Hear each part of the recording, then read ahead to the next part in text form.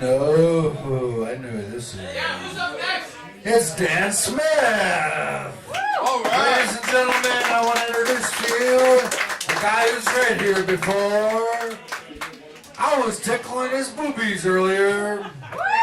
He was wearing a red sweater. His name is Dan Smith. Dan, ladies and gentlemen, I want you to give it up for Dan Smith!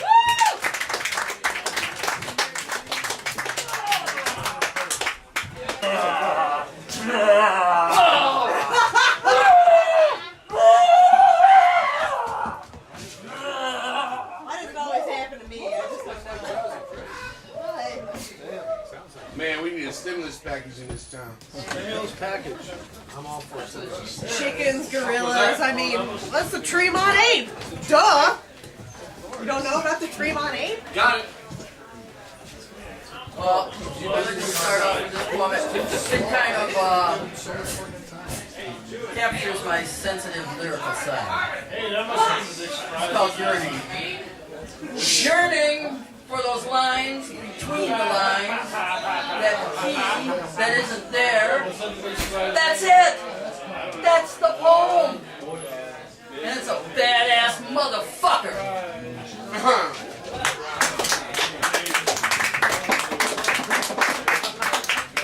This is a poem called Singing to Rusticate Now's Full-Throated Dream. I will take my stance howling on the banks of the Cuyahoga, with all the lost tribes dreaming the city alive with poetry. I will take my stance intentionally in this topography and say yes to my natural ontogeny from the city spires, bridges, highways, and parking lots littered with lottery tickets. I will take my stance and dance with the moon all night and embrace the sun glittering in the waking dream of love amidst the bludgeonings of the everyday. I will take my stance with the blotched colors of every mutant flower dripping from my eyes in the immense solitude of all the slammed doors echoing in empty rooms. I will take my stance in the corridors of turning tech and yell screaming skull electroshock poetry into the gray green fog. I will take my stance in the hushed twilight of the garden of murdered children. I will take my stance with the flaneurs opening themselves like flesh roses in abattoirs of love. I will take my stance with the raucous music of street fairs and the quiet streets of morning light. I will take my stance in pools of focal red on a continuum to rusted ironwork chief wahoos. I will take my stance in the transformative power of half-remembered lines whose spangled beauty lights the voids of my heart. I will take my stance in languor with the vandalized statues of dead poets in parks with no fountains. I will take my stance on your freeways, wide-legged on Dead Man's Curve, and seek a shattered grace in flea markets and used bookstores of soft and antique light. I will take my stance in the whirlwinds of historicity, hearing the St. Vitus church bells tolling on the twice, maybe more, burnt river.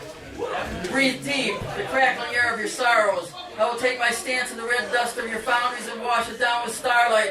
I will take my stance in the shadows of your canyons and sing Coruscate Now's full-throated green. Festivals filling public spaces with string-theory music, heavy on the bass. I will take my stance beside the hulking Hewlett cranes and stevedores of tattooed poetry and sweat, hearts cargoes laden in the holds of our hematite geography. I will take my stance on chimney minarets where an absent-minded God peers through the broken windows, trying to remember the millwrights and welders who fell through their cobbled sparks of days. I will take my stance in the Madison Rose and shout poetry into the abyss. I will take my stance in the lit cafe, joyous and lugubrious. I will take my stance in my city of memory where pain paints the canvas more real, alive in blood. I will take my stance waving my fist at the tower alongside foreclosed dreams, moonstones spilling from my pockets, spare change for every beauty beggar in the arson night.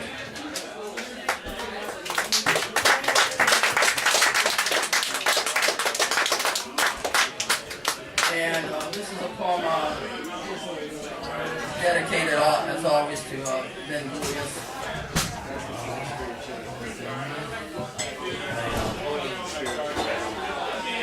Much admire him. I have unabashed affection for him and great respect for him as a poet and a person. called Acme Interstitial Expressing Machine.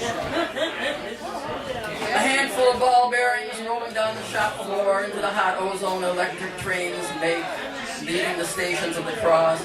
The crackling smell of the in-between and the waffle iron of time. The bearings like miniature bowling balls spin down the lane, striking all the pins and needles that pierce the subtle place where heart and mind confide in each other. And all the voices of the heart are strangled. Despair, unvarnished God vanishes. The bearing is rolling roll and bouncing bounce. All along the grease-stained corridors, up and down elevators propelled by the fluid drive of the in-betweens for eternity. It is the sidelong glance and carom of heartbeats deep and wide. So much like that huge Russian novel you never got around to reading. The warehouse is cavernous, gray, with row upon row of metal cabinets stacked into the clouds which form its upper reaches. Everything the color and sheen of ball bearings, and the only sound is a faint echo when they, by chance, one ball bearing meets another. And each metal folder contains all the unsaid and unintelligible choking sounds that died somewhere in the in-between. On aisles, sad, sorrowful, all alone where the craven and cowardly huddle, putting on brave faces, masks of disavowal. Vegetation, oh the sad vegetation of the meat-yard. And long grow the tendrils of love drips all down the electric surface of the grid. It is the fabric, the whoop and warp, which is existence, the in-between, that separation, the subtle distance of cells dividing that is breath and eons, light years, and 10 to the 13th interstices that poets try to capture, try to align the ball bearings, to recreate and give life to the rattle in the ribcage, roaring in the flesh that is the memory, the spark and the smoke of the in-between. When the ball bearings rush back like some special effect in a cartoon flashback, and they are still the stars in your hand once more. They meld both sides of the coin of all the realms that attainment once glimpsed. Those moments, mostly in childhood, when you knew the truck wasn't going to stop, or you were eating apples, John, and the apples were just right, not too crunchy, perfect, and the room was bright with promises of time slowed by the perfect alignment of days, and finding the groove of the in-between was easy as pie, and the numbers of the days were sunshine. The voice was one voice, and the sound of it was love, so whole and pure that a tree or sky or mother's smile were equals. And feeling incorruptible, we didn't hear the crack, smell the ozone, feel the rupture, slow, inexorable. The in-between splitting open, leaving a gap that we try to fill in the lover's embrace.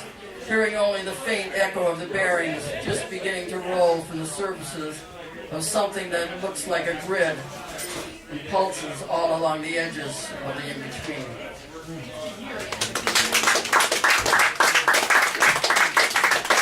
Somebody yell out there for Nick.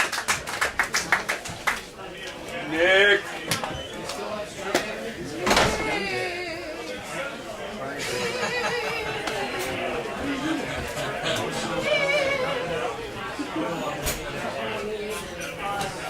You alright, man?